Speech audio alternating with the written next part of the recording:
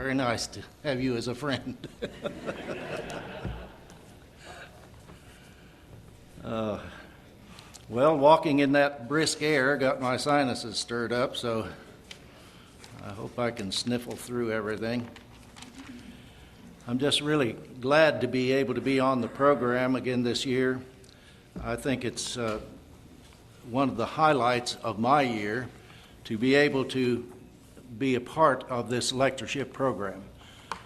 I believe, and several people away from this area have said that we have one of the best lectureships as far as the brotherhood is concerned, because our lecture program is very Bible oriented, and we have men that stick to the subject and cover the ground that is assigned to them, and I think that's very worthwhile for those in attendance, that they can get a real feel for the whole of the chapter or book or whatever verses or passages being covered.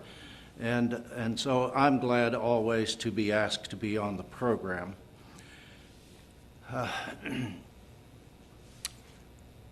Job is a man whose story, of course, is familiar to, I'm sure, about everybody in this audience and to most Bible students. Verse 1 begins, "There was a man in the land of Uz whose name was Job. And that man was blameless and upright, and one that feared God and shunned evil." I think that it's worth pointing out that the book begins by saying, "There was a man." Critics say that Job was a fictitious character, that his book is just a book of fiction. It is a book written to show people how to suffer or to teach them about suffering. But I think that we need to accept the first four words, "There was a man." I believe that Job was a real person, that he is a real Bible entity, and one that was flesh and blood. He had a family, he had wealth, he had honor and respect. All the people that knew him respected him and looked to him for help and assistance. Now, the context of the book, in my opinion, is set in the patriarchal era. I believe that Job lived in the time between Noah and Abraham. And there are several reasons for that, but looking at the context of the book and the age of Job that is pointed out, he was already a man of old age. He had already acquired a large family, great herds and flocks. He was a man of wealth and honor and prestige. And then at the close of the book, the Bible says that Job lived 140 more years after that. And so I believe that we could very easily simply add 140 and 140 together and come up with about the proper age for Job. That would place him then in the time of the patriarchs, when men lived to an old age. Noah lived 950 years. Abraham lived 175 years. If Job lived after his ordeal 140 years and was already a man of age and wisdom, then I believe that he was older than Abraham, and thus is in the patriarchal age. When you think, too, that the book of Job does not talk about the law of Moses, it doesn't talk about a priesthood, an Aaronic priesthood, or anything that has to do with the nation that would be the Hebrew nation. And so I think that I'm safe in that conclusion. And most conservative writers that I read after have come to that conclusion as well. Job is mentioned, of course, in other Bible books. Several have pointed out that he is in the book of James. You remember the patience of Job. But Ezekiel, the prophet, also holds up Job as a person of great character, moral character. And in chapter 14, he is laying out the sins of Israel, and he makes this observation. Even if these three men, Noah, Daniel, and Job, were in it, they would deliver only themselves by their righteousness, says the Lord God. Ezekiel 14:14. Then in that same chapter, 6 verses later, he repeats nearly word for word what he had said. Even though Noah, Daniel, and Job were in it, as I live, says the Lord God, they would deliver neither son nor daughter. They would deliver only themselves by their righteousness. I take a side light here to simply point out something from this passage in Ezekiel. I believe that these verses substantiate the Bible doctrine that all persons are accountable to God for their sins, that every soul is going to answer to God in the judgment. And Ecclesiastes, the close of Ecclesiastes, the writer suggests that the judgment that is coming will be for those who have, let's see. Got off, Andy. Thinking too far ahead. Well, 2 Corinthians 5 and verse 10. That we are going to stand before God and give an account of ourselves to God, whether it be good or evil. And Ecclesiastes 12, 13, and 14 says the same thing. But a lot of people think that they can get to heaven riding on the coattails of relatives, mothers, fathers, or some other great person that might be in their family, a Christian person. But Ezekiel tells us that that's not the case. That every person is accountable as an individual. That we are not going to go to heaven as a group, but rather as an individual person.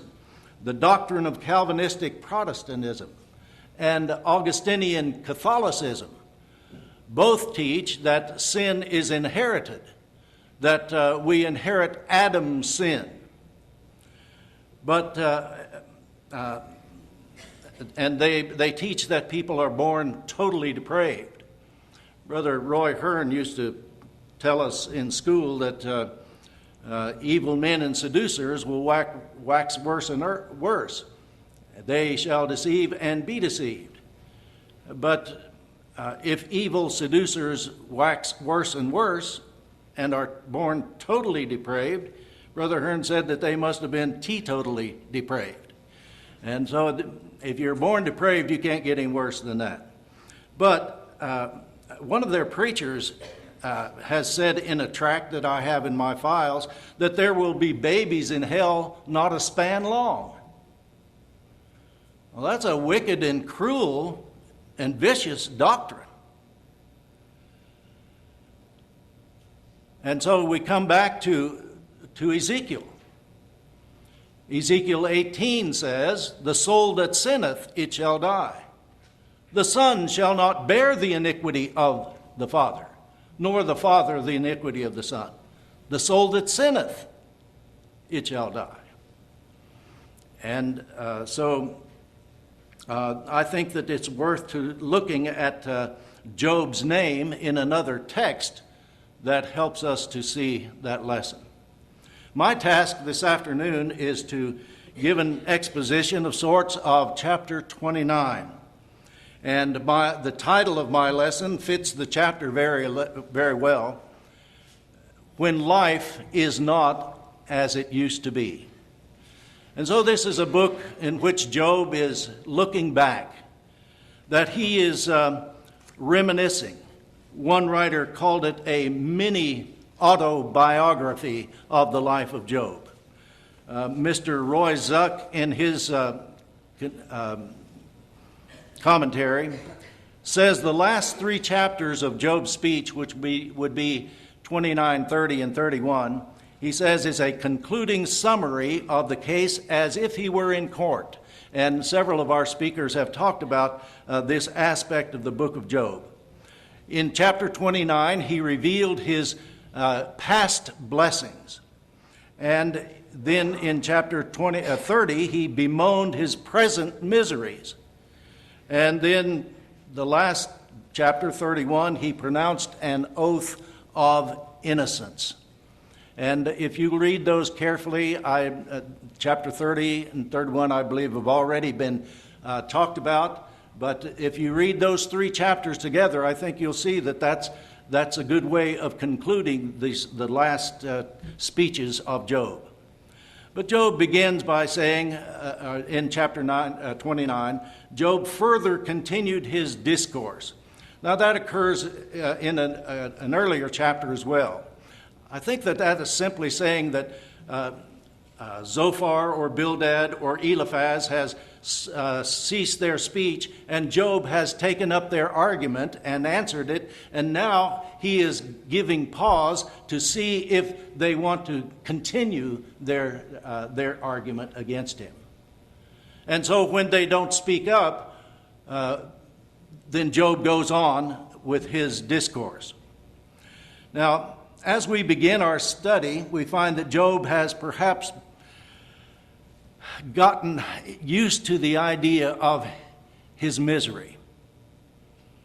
You know, when tragedy first befalls us, I think that we do go into a state of shock in several different ways. And it takes us a while to come to the conclusion that this is the way that my life is now, and I am going to have to bear up under it.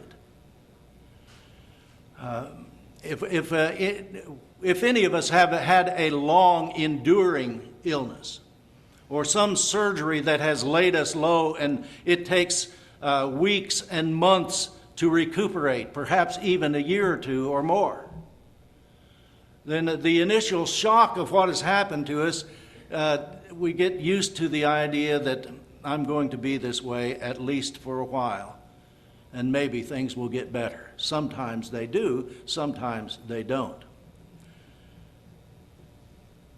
And so he finds himself reflecting on his condition and reminiscing of better times. Now, Solomon warned of the futility of looking back. Do not say, why were the former days better than these? For you do not inquire wisely concerning this. Ecclesiastes 7 and verse 10. But reminiscing is the feature, actually, of this chapter. And Job is looking back to the time when his health was good, when prosperity was being enjoyed, his family, all were happy, and chapter 1 presents the children as gathering on the day of one of those children.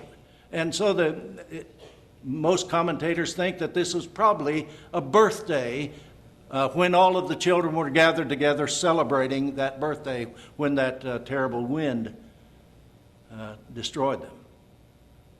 And so Job finds himself thinking of these things when he found favor in the eyes of God.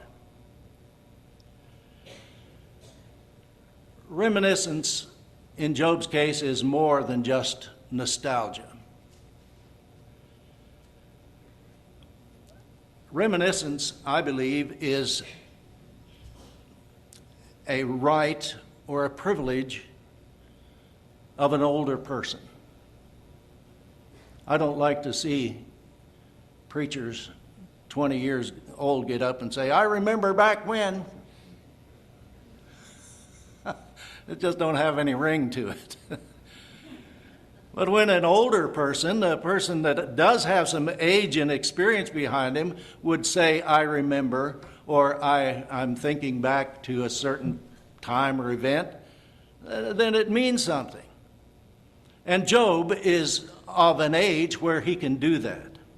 It's the privilege and the length of years and experience is good and bad, by the way, that make reminiscence profitable to us. And I would think that by this time in the account of Job's life, that months have passed. There's 2 or 3 times in the book where it talks about months having passed. And so the book of Job perhaps does not take a long time to develop, not years at all, but rather these are things that happened in a very quick time, and now months have passed, and Job at this point is looking back on what he once was and what he once had. And maybe he's even wondering, have all of these calamities come on me in such a short period of time? Why, a person could look back and say, why, a year ago I was able to do this and I was doing that. And now I am here, I'm sitting on an ash heap with a broken piece of pottery and scraping my sores. And nobody is befriending me. Nobody is coming around. Everything that Job has and had has been taken away from him. The friends that come to call, he says, you are miserable comforters. You ever have anybody come to the hospital and when you're really sick or into your room to visit you and they just make you worse than ever? That's the way Job's friends were. They made Job feel worse by their arguing, by their jabs at Job, and some of them were pretty cruel. And so he says, you're physicians with no cure. You're miserable comforters. Well, we don't want to be miserable comforters. Now, in this reminiscing that we see in this chapter, Job is going to establish his case for innocence. That is, at least innocence of the charges that his friends have leveled against him.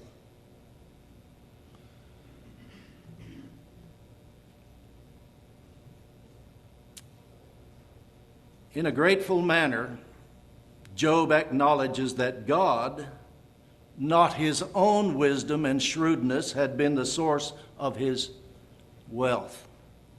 Job never let his pride lead him to make the claim that he had been the genius behind his success, Hartley says in his commentary.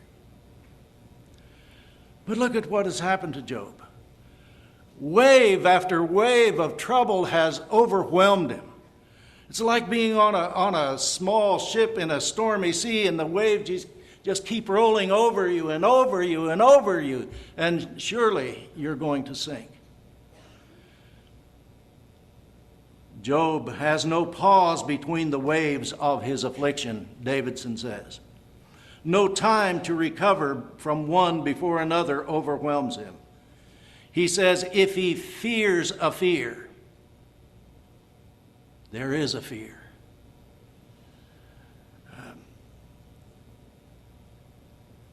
Strauss says the intensity of Job's condition is emphasized by the words that he is surrounded by trouble, drowned by trouble.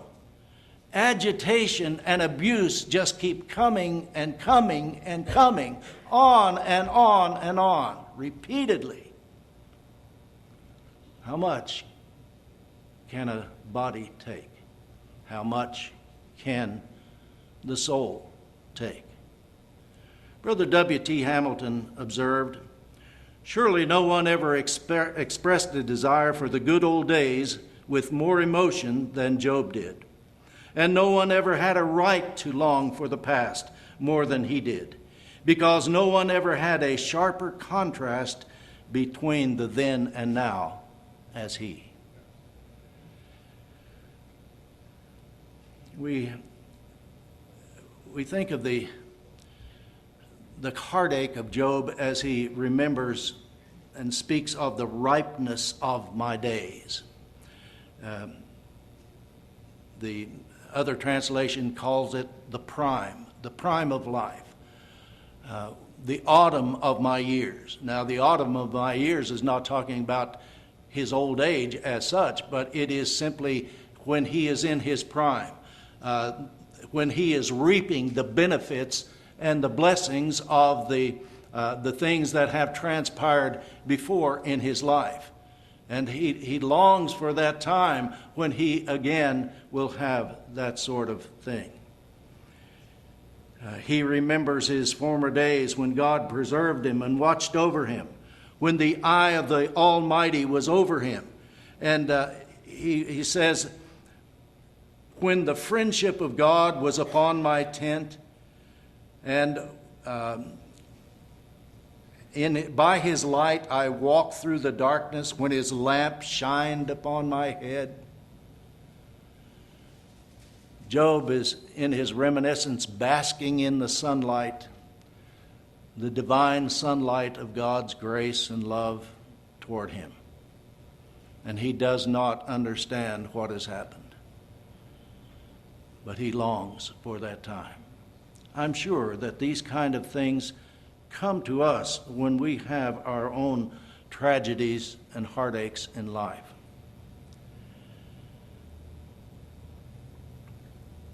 Things have changed for Job. It's now a time of darkness and a time of great crisis, a time of trial, a time of testing, but it is a time of intense suffering and pain as well. And he says that he longed for the day when the Almighty was yet with me.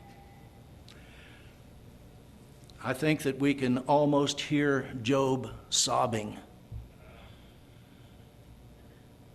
and see the tears gushing from his eyes when he said that he longed for the time when my children were still with me. I have 4 children and 8 grandchildren and 1 great-grandchild. And I've heard of families that lose a child, maybe friends that lose a child.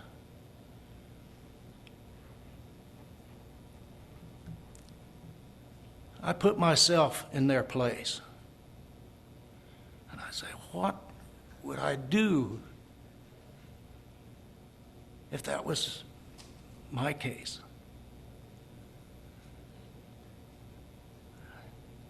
Now, I know that some of you in this audience have lost children. You have had to bear that sad cross.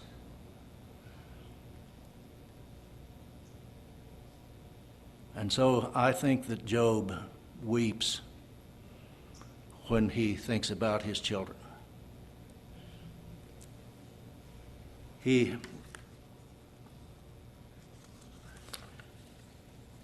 Those children, all 10 of them, are gone.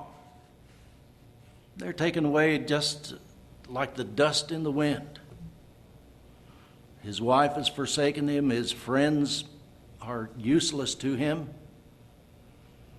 And so Job really, truly feels alone in this world because he does not seem to be getting any comfort, no word from God as to why all of this has happened. He remembers the prosperity he once enjoyed and speaks of the time when I washed my steps with butter. What a figure of speech. And the rock poured out rivers of oil. I would think that a person whose steps are washed with butter or cream. That sounds like pretty much luxury to me. The rock from which the oil came was either the rocky soil, Haley says, where the olive trees grew, or perhaps it's speaking of the rock press where the olive oil was pressed out. But olive oil was a very precious commodity in these days, and they used it for cooking, they used it for light, they used it for medicinal purposes to mollify wounds or sores. And you might think of Job. He's sitting there scraping his skin with a broken piece of pottery, and he doesn't have any oil to mollify and soften his skin. In chapter 19, Job describes his wretchedness as that of an outcast. He's separated from all classes of society. Let's turn back and read just a few of those verses. Chapter 19, verses 13 through 19. He hath put my brethren far from me, and mine acquaintances are wholly estranged from me. I'm reading from the American Standard Version. My kinsfolk have failed, all my familiar friends have forgotten me. They that dwell in my house and my maids count me as a stranger. I am an alien in their sight. I call to my servant, and he gives me no answer, though I entreat him with my mouth. My breath is strange to my wife, and my supplication to the children of my own mother, that would be his brothers and sisters, he doesn't get any response from them. Even young children despise me. If I arise, they speak against me, and all my familiar friends abhor me, and they whom I loved are turned against me. Job is friendless as far as he is concerned. The scriptures emphasize to the Christian that suffering and hardship are a natural part of living. Romans 11:22, behold the goodness and severity of God, I think has a couple applications. Maybe this application is out of context, but when the Christian is tried, when he is tested, when he is tempted, as James points out in James chapter 1, blessed is the man that endures temptation when he is tried. And so we have temptation, we have trials and testing in life. And so Job can't account for why he is having this difficulty. Jesus in the Beatitudes describes suffering and trials and tribulations for his saints. Blessed are ye when men shall revile you and persecute you and say all manner of evil against you falsely for my sake. Rejoice and be exceeding glad, for great is your reward in heaven, for so persecuted they the prophets which were before you. I believe that there especially it's religious persecution that is being given. And James says, or rather Paul says, all in Christ Jesus shall suffer persecution, trials. Job remembered his lost position of leadership in verses 7 through 10. He thinks of his past preeminence and prominence among his peers. There are 5 classes of spokesmen in the Old Testament: the lawgiver Moses, the priests, the prophets, and the psalmists, and the wise men at the gate. Job was one of these men at the gate. The voice of, in verse 8, he begins, verse 7. When I went forth to the gate unto the city, when I prepared my seat in the street, The young men saw me and hid themselves. The aged rose up and stood. The princes refrained from talking and laid their hand on their mouth. The voice of the nobles was hushed, and their tongue cleaved to the roof of their mouth. When the ear heard me, then it blessed me. And when the eye saw me, it gave witness to me. I believe that Job is saying here that he was one of those wise men with age and wisdom who would come to the gates of the city or a village community and hear the cases of people, neighbors against neighbor, or perhaps simply a problem that they need some counsel or advice about. And Job is one of those kind of men. Wisdom is said to utter her voice in the streets, in the opening of the gates, at the entry of the city, at the coming in of the doors. Proverbs 1 and verse 20.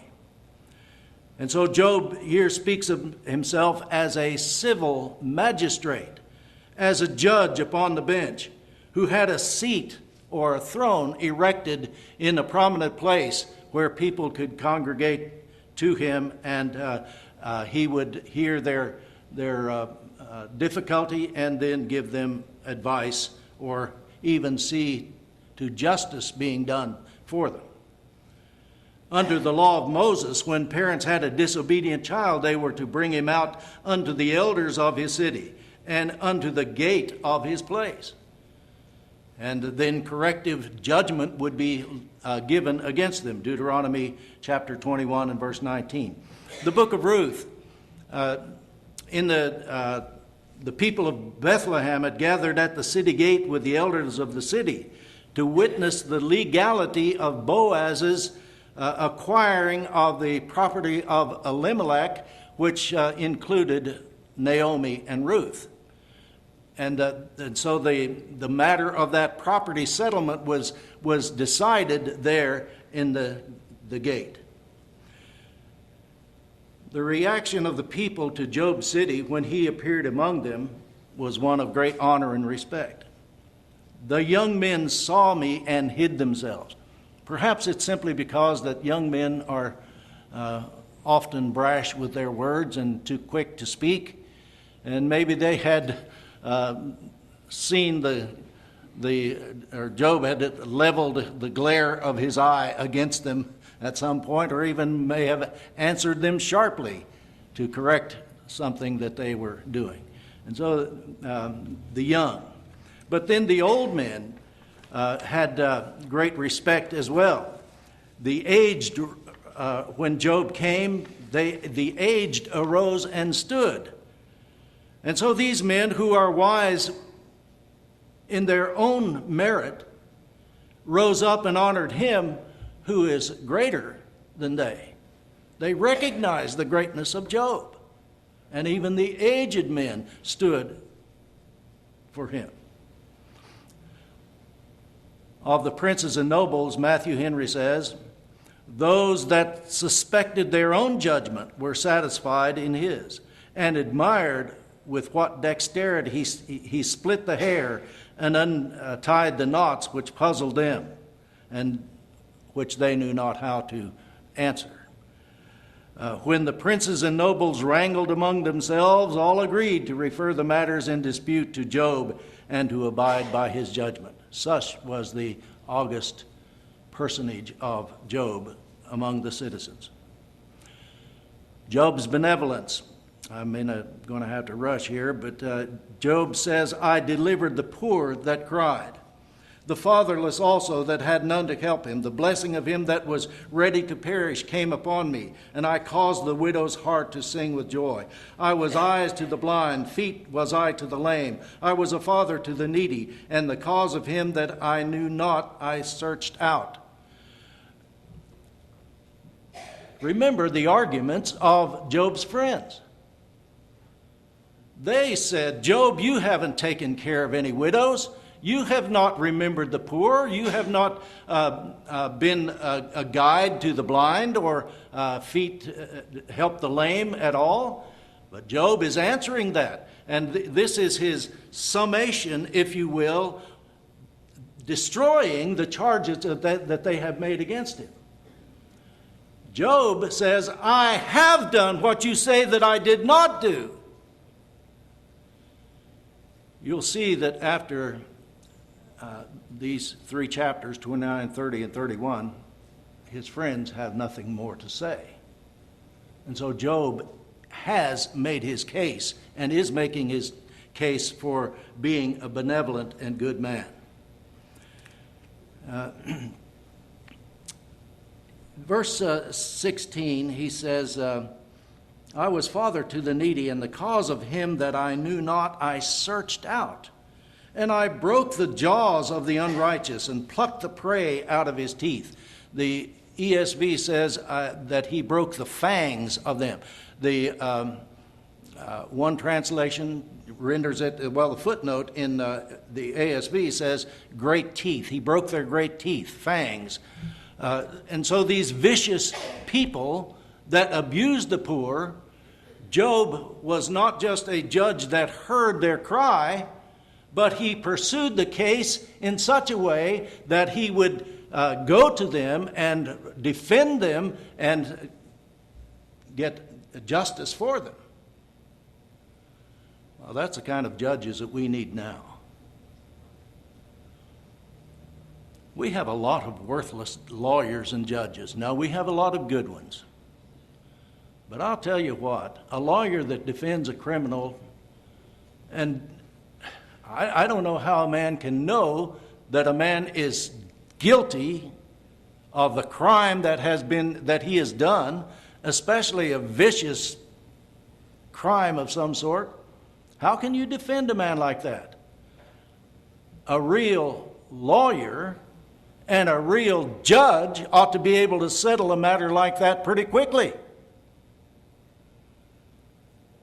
We pamper and pet and glorify criminals, and justice is never done. Job was not that kind of a judge. I will quit soon. But because of his steady pursuit of justice and the favor of God, Job was confident that God was going to take care of him. Verse 18, then I said, I shall die in my nest. In other words, I'll live a long life and then die here at home, a nice, peaceful, and quiet death. I've heard brethren pray, give me a quiet hour in which to die.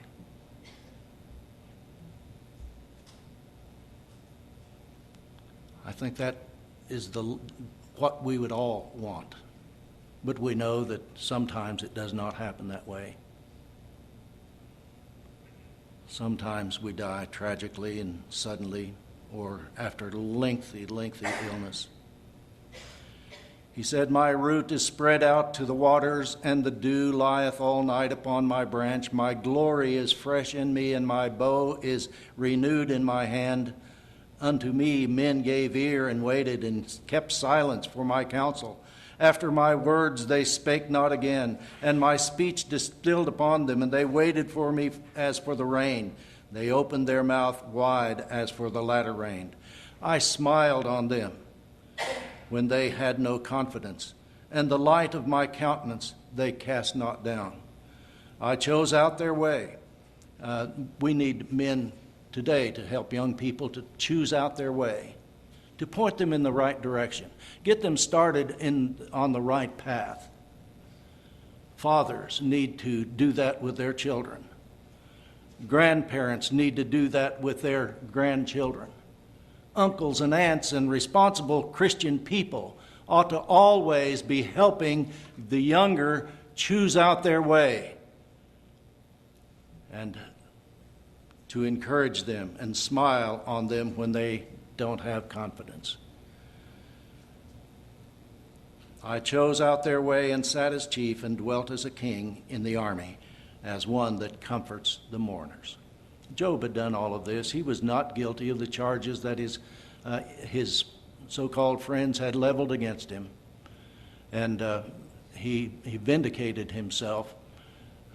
Yes, Job made some charges against God that he should not, but God corrected him,